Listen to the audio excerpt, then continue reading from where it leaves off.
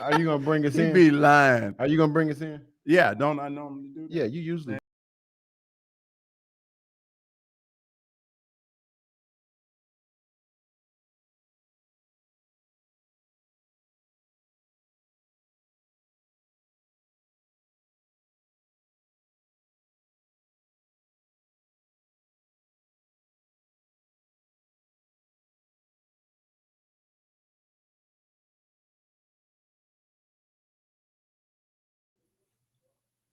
Stand by me quiet on the set. Yeah, and now, Stand by. Oh, in Bobby, five. Wait a hold minute. on Wait now. a Hold minute.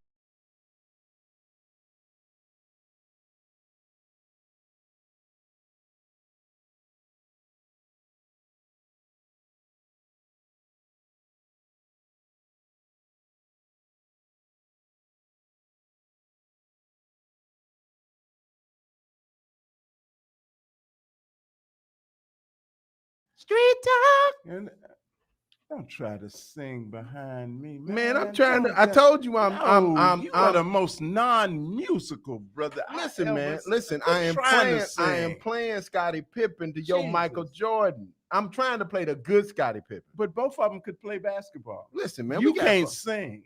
Listen, man. That's a matter of All your right. opinion. Street talk. Street We talk. got some wonderful people from some fantastic See, places. many people don't know what street talk is. Street talk Explain is it. Explain it. R&R's version of Explain a it. digital barbershop. All right. It's like going to the barbershop virtually. Okay. So, Okay. go ahead.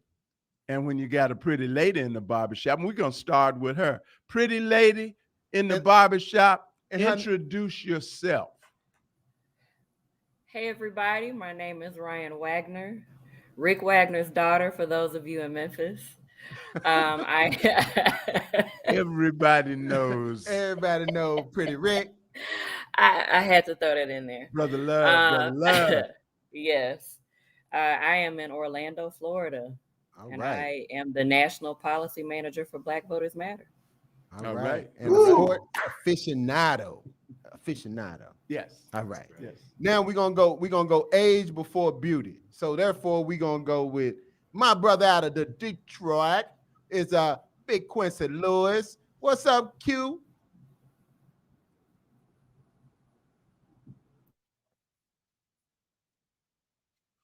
All right, all right. And down in the bottom, Shreveport, Louisiana, we got my brother Drew Givens. What's up, Drew? Hey, great to see you guys, man. It's always good to be back. Missed you guys. Oh man, we miss you too. We miss you too. Where you been, man? Look, you got the Shoney's big boy behind you. Lord, Well, I'm not in mercy. Shreveport. I'm actually in Wilmington, North Carolina for the Willie Stargell 19th Annual Celebrity Invitation. And my brother that I'm staying with, I think he stole that from somebody. Oh, yeah, because they He's had got it here Shoney's in down his there too. house. Look at that. Oh wow, That's cool. That's wow. That's with a, that cheeseburger that's on a the relic. shoulder. Yeah, That's a holding relic. that up. Well, listen, holding man, that up. we got some serious stuff to talk about. Okay. And one of those, we grew Like- up. like who? I grew up Scott with ain't loving serious. the Bulls. Okay. I mean, All right. Michael Jordan was my man, and we thought that everything was right in the kingdom. Mhm. But it seems as though Scottie has taken serious offense to the way he was portrayed in The Last Dance, ESPN's Last Dance. Okay. And which is also what I find funny is how many people at ESPN are defending Michael Jordan, but that's beside the point. So listen, we're gonna start with the beautiful lady in the house. Ryan, what is your assessment of the situation between Scottie Pippen and Michael Jordan? And is it valid what Scottie has to say? I think after watching the documentary myself, it was very much all about Michael, and not necessarily about the team and how that team was assembled and how they like you get to that stuff, but it's very Michael centric, and he has some grievance, and you're starting to see the cracks in that 90s Bulls shield. There's not this untouchable aspect to them anymore, especially with Horace Grant. Well, He didn't Horace, have any. Yeah, Horace didn't have any problem speaking his mind in the documentary either. But Mhm. I think it's interesting now that perfection, that aura that 90s Bulls team had is starting to kind of diminished, people are really getting to see what it was really like to play with Michael Jordan. Q, we're gonna throw it up to Detroit. What you think on it, on the situation, Q?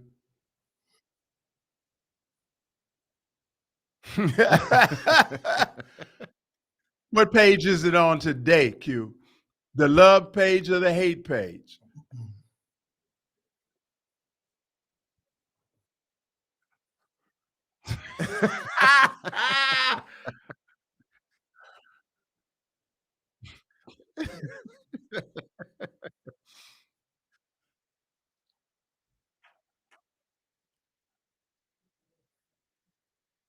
Mm-hmm. Right, right.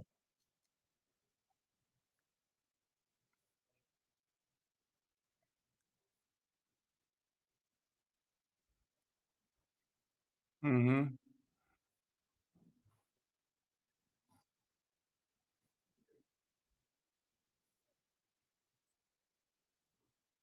Too late. It's out there.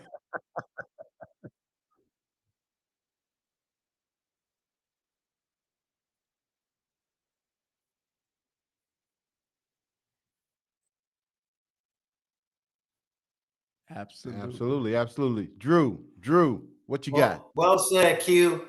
Being from Chicago, having worked for the Bulls, you think about back in history, every great winning team had that environment where you had the Batman and you had the Robin. You had that individual who always played that second role for a reason. And so, as you said, Q, why are you going to come out? This documentary, as we know, was really about Jordan and his aspect of that dynasty. And if I'll say this, if Scotty wants to do his documentary, I'm sure there's a lot of people out there in the film industry that would love to do this. But don't be hating on a documentary that, as we know, was really about Michael and his whole perspective about the Bulls and their run. So, well, hold on. Let me kind of interject here. It wasn't supposed to be about Michael. It was supposed to be about The Last Dance. It not be about Michael, though, Larry. It couldn't be about. Well, who else was going to be about? It could have been about the team. No, about the team. Because wait a minute. The Last Dance. The Last Dance had Dennis Rodman. The Last Dance had Scottie Pippen. One episode. The Last Dance had Tony Kukoc. Okay. I mean, literally, we know who Michael Jackson was of that. We know who that was. Who Michael Jackson was? Well, yeah, we know who Michael he was. Yeah, but I'm saying he was the star. I'm saying in the essence of being the star of the family. The Jacksons are everything but Michael Jackson. So I was making an analogy. Oh, so once again, what I'm saying to you is we all know who the star was, the star. All right, we know that. But however, we also know that who locked down Magic Johnson when he took Michael through it that game one. Who locked down Magic Johnson? That was Scottie Pippen. Who took the best offensive player in most cases when they played against the Bulls? That was Scottie Pippen.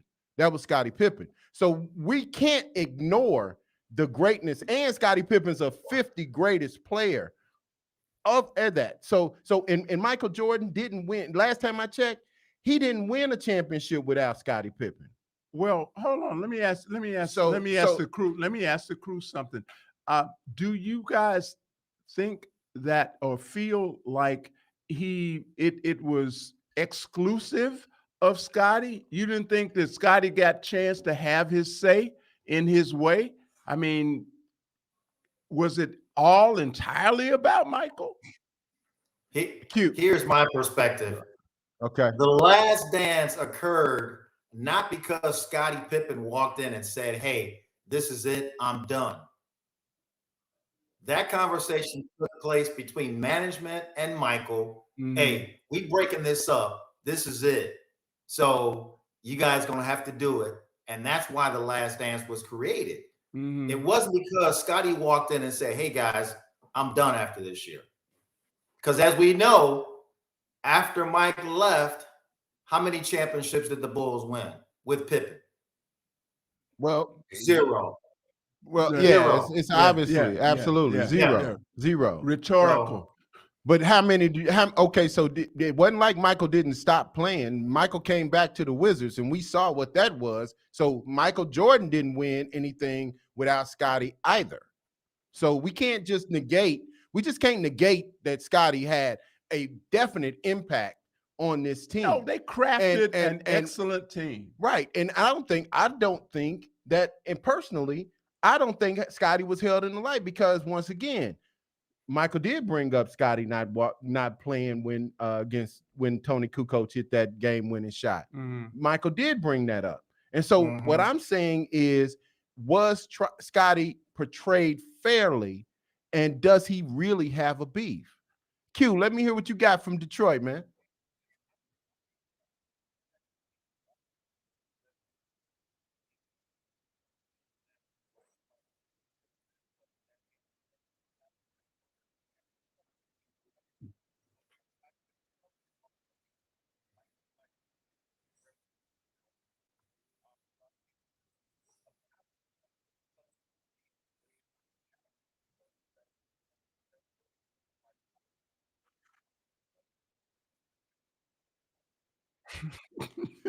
Well, I mean, but once again, find somebody that wants to do one on you. Well, once again, the documentary wasn't supposed to be about Michael. The documentary was about The Last Dance. The whole thing was, number one, Michael didn't come up with The Last Dance. It was Phil Jackson. It was Jerry Reinsdorf and Homeboy, who the general manager, who basically came in and said, we don't care if you win 80, you go 82-0. This is it. Yeah. Michael Jordan was trying to extend it.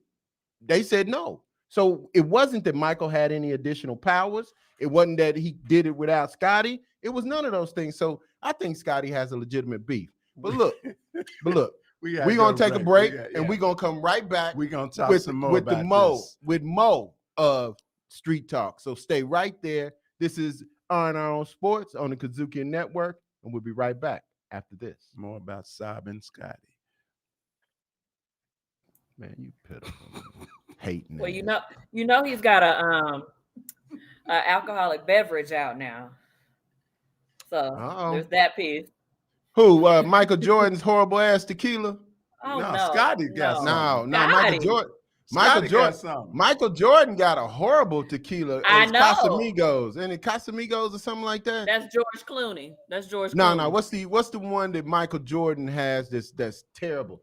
Producer. No, I don't drink it. Yeah, it's horrible. I mean, it's bad. It's bad. Yeah. But you Ryan, know, what's Mike's what's that? What's Scottie's drink, Ryan? I think it's a bourbon. A Shirley Temple. It's a Shirley Temple. It's a Shirley Temple. Hold on, man. That's a good joke. Go hold on to. Is that Michael Jordan? Cincoro. Okay.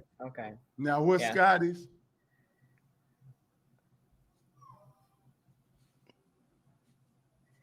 Dennis Rodman is getting a documentary.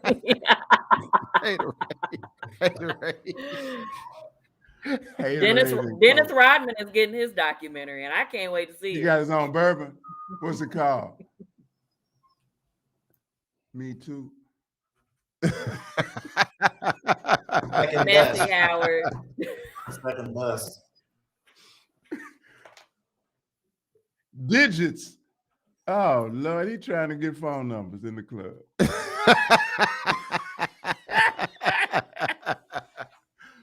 It's digits. See, Scott is stuck in the past. That's his. Okay, are we ready? Scott's wife left him for Future. So I mean, hey man, Larsa be running around naked. Did you see her for Halloween? Yes, she was hanging out with the Kardashians. I mean, literally, she had on like a strip club outfit. She had on falsies and a thong with a sheer cover up. And you can see everything.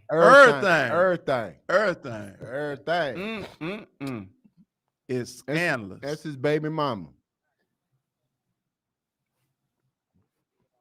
Isn't she the second wife? Wasn't Are we gonna Scotty married? I got one more thing to say that? about Scott, and then we're gonna transition. Then we're gonna go to can black people get into baseball?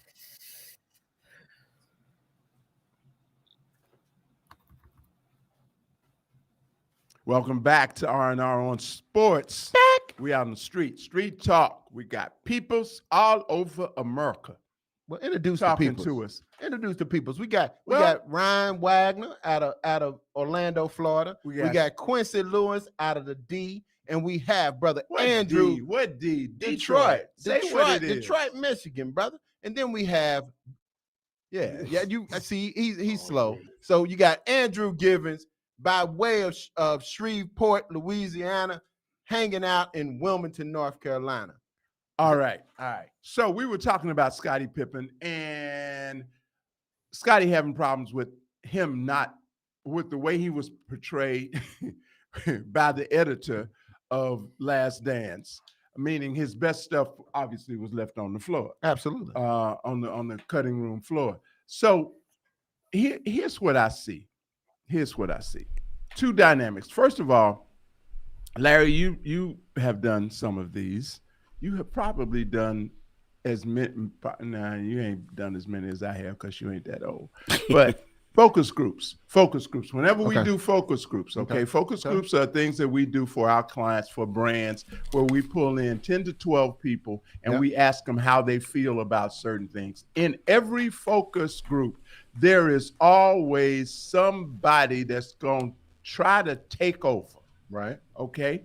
Somebody that's going to answer every question ad nauseum and all of that. Okay. So a great focus group facilitator will try to control that and engage everybody, make sure everybody's engaged. So you're going to have that. That's a natural thing. In terms of this show, in terms of Last Dance, that clearly was Michael Jordan, okay? Not saying that he consciously did it, but for everybody else around him, it was subconsciously the Michael Jordan show. Okay. Secondly, wait a minute, hold on, your zippers and carrying on a beating on the table, man. Your Michael Jackson this is outfit. Quality stuff. Nah, come on, this man. This is quality stuff. Come on. These ain't plastic. These real zippers. Okay. So the other aspect of it is with Scottie, I've seen this before.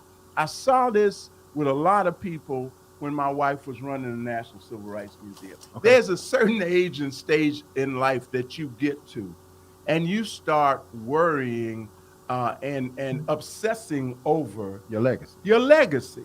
And how you are portrayed and what they're going to say about you and all of that. And I think some of that is involved with Scottie's reaction. All right. But the other thing is, you know what? You want to get your side? Do your show. Exactly. He did his book. The book is called Unguarded.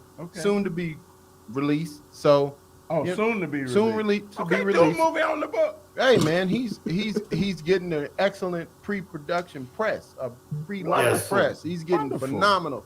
So listen, man, let's transition. We just had a World Series. Yes. Shout out to the Atlanta Braves for bringing home the championship. Yes. So shout out to all of them, because this was some of the most, in my opinion, exciting baseball that we have seen in literally years. I got a problem because I look at this that the most popular person or the most known person was the manager for the Houston Astros, and that's being Dusty Baker. I don't know anybody else. So what I'm asking everybody is, will black people in America, not just black people, but black people in America, will they ever get back into baseball? Will baseball ever become a primetime sport that black America will support, be engaged in? And then I want an extra layer on top of that. Will black kids ever participate in baseball as they did in previous years? Let's start with you, Drew. All right. Well, got to send some shouts out, Fox Sports. Hopefully everybody watched the World Series. We had great coverage. To your first question, Larry, I'm going to throw it back at you and ask this. Do you mean playing the game or running the game. That's when you say as far as blacks back into baseball. I'm saying playing the game as well as participating in it as a form of entertainment by watching the you game. got to learn, and that's a key element. That's a great question. You got to learn it obviously before you play it. So, right. I think what's got to be both. I think what we're seeing is the fact that not many young black males in particular have played baseball. I literally went my whole childhood without playing one inning of baseball. There's a reason for that. So once again, do we see black people be looking at baseball as a viable form of entertainment? Because I personally don't think so. I think that's over. Let Drew answer. Okay. So, hey man, I got opinions. So to answer your question, Larry, I think two things have to happen. One is the same emphasis that has happened by Major League Baseball. Wendy Lewis was the senior vice president of Major League Baseball. The focus was on the Latin countries to help them bring back baseball. Once Americans focus on going out, making sure those baseball fields that we used to go out and play in, once they're developed, because baseball is a very expensive sport. You think about gloves, uniforms, all that stuff. I think that'll happen. The second thing has to happen is when those moms and dads are in the backyard playing catch with their sons. Right now, it's a hoop. They playing basketball. They doing everything, throwing a football, everything except baseball. And so what's happened is Major League Baseball has given the sport to the Latin countries because of the emphasis on the Latin players. And I think, it's got to start. It starts in the backyard with throwing a baseball with the glove and catching, as well as the focus has to be on fixing those fields in the inner city. How many times you drive by the inner city and see a baseball field and it's just weeds? Totally dilapidated. Let it go. Yep. Q. Hey, now Detroit Tigers is a very popular team. For sure. What's going on in Detroit as it relates to black kids in baseball? So this is where I think is a little bit different, which is crazy because Detroit has so many black people, right? But we're still so segregated. And I think what's true is that there aren't a lot of baseball resources inside the city. But where I think that I'm actually on the optimistic side is I think that we will begin to start, playing the sport more and actually watching it more, only because I don't want to make this all political and everything, but the school systems are so bad inside the city that a lot of people are migrating outside. And the suburban school areas, they do have great baseball facilities. So a lot of these kids are being introduced to baseball now. And I think that because of that, I think there will be, at least in Detroit, there will be a heightened interest in baseball. So I'm kind of optimistic about that. And then I come from a family where my granddad used to listen to Tigers games on the radio, even when it was on TV. So I love baseball, like that, because I was introduced to it. And now with these kids going outside of the city to where there are resources, I think we will get into it. Ryan? Florida is a little bit more nuanced. We do have quite the Caribbean and Latin American influence. So, but I'm not seeing the same emphasis on baseball that I'm seeing with basketball and football at a very young age. Even with our community centers here, it's a lot more basketball courts and tennis courts and even soccer fields Well, see, that's where I was going to bring in soccer. I'm thinking soccer. I think the black kids that would traditionally have played baseball are now playing soccer. I see soccer growing at an exponential rate, especially in the hood. Once again, I think going back to what Andrew said about the cost of equipment. The fact that with baseball, you ain't playing baseball without a glove. So once again, there's a cost. You got a ball that's very non-traditional in the fact that it's a baseball. Once again, you got a cost. You got bats. You got all those things. True. Whereas all I need is one ball and a court. I need one ball and a milk crate. I need one ball and I can throw back and forth with my dad or whoever else. We can run routes and all those kind of things. So baseball versus soccer. What do you see making the strongest impact in the inner city America? Hold on a minute. Let's not get off of baseball yet. Here's what I'm gonna say to you guys. I What grew do you up. think you run this damn show? I'm just going to like totally diss my question. Listen, this is my company. No, man. I mean, whose name did God give you? I did a whole interview the other day because you told somebody that God told you to call me. Okay, well then, All right. Shut up. Right on. So I grew up playing baseball in Memphis, Tennessee, and baseball. Every community in Memphis, every black community in Memphis had a WDIA baseball team. Ryan, your daddy grew up the same way, playing baseball. WDIA was literally the first black format radio station in America. And they had the greatest community service thing because every team, every neighborhood had a little league team, and we all had WDIA baseball uniforms. Baseball is a sport that you learn from somebody older than you. You can't teach yourself the skills needed in baseball. So that means either an older sibling, that means either somebody in the neighborhood, or that means your daddy.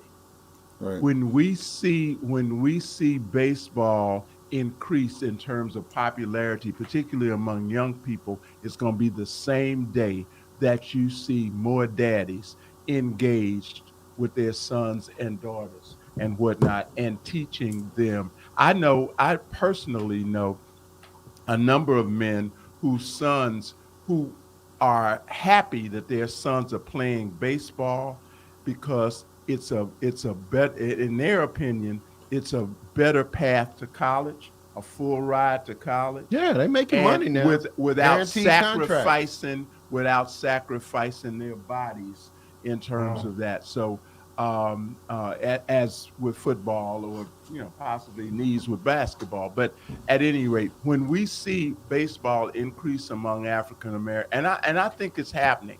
The thing I saw this time was much more scoring. There was many more. Man. We got guests, man. Why are you dominating the mic? Listen, Q in Detroit. Between baseball and soccer, which do you see becoming more ingrained in Black America? All right, so which one? And take your time, but you got 30 seconds. Right now, we're talking about inside the city. It is actually baseball. Again, like when people get outside the city, then soccer does become a little bit more relevant. But inside the city, yeah, we're playing a lot of baseball. Just not a lot of good baseball teams. Drew, what you got? Baseball. Baseball. Okay. Mm-hmm. Ryan, speaking for Florida. Soccer. We Low just rider. built a soccer stadium two years ago. Miami is also getting a Major League Soccer team backed by David Beckham. So I would say soccer here. That's fine. Wow. All right. You heard it first here on R&R on Sports. We appreciate it. Thank y'all here. Q Lewis out of Detroit, Ryan Wagner out of Florida, and Drew out of Shreveport, Louisiana, by way of Wilmington, North Carolina. You say that wrong. People down there say Shreveport. They don't put the V in it, do they? Oh, ain't no V in it? No. Shreveport. Well, there's a V in it, but they don't acknowledge They don't use Right. it. It's like the H in Sade, right? Shreveport. Y'all stay with us for more R&R on Sports. We will be back immediately after this. And he gets a new hair. I'm in hat. Right? You don't want to see my hair. My hair done got to be my daddy's, boy. You got a sunroof? Oh, Lord. Oh, yeah, it's a sunroof. Definitely. Moon roof.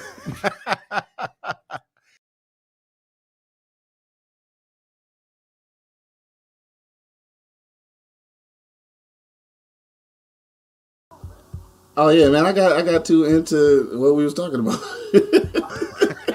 Hey, I forgot. Right, I got too into what we had going on though. But yeah, I don't know what we want to know. Right now, so yeah, the show I do every Monday, Wednesday, and Friday is a morning show. It's called the Wake and Bake Show. So we smoke a lot of weed and we talk about topics. we talk about We talk about topics. And then you do it 3 times a week. Yeah, 3 times a week, man. 3 times a week. It's the morning wake and bake. Wake and bake show, man. Yeah. Hey, you start your day off right. Got to start the day off right. Thank you. I love that, man. And then, Okay, Matt Barnes. right, you hear me?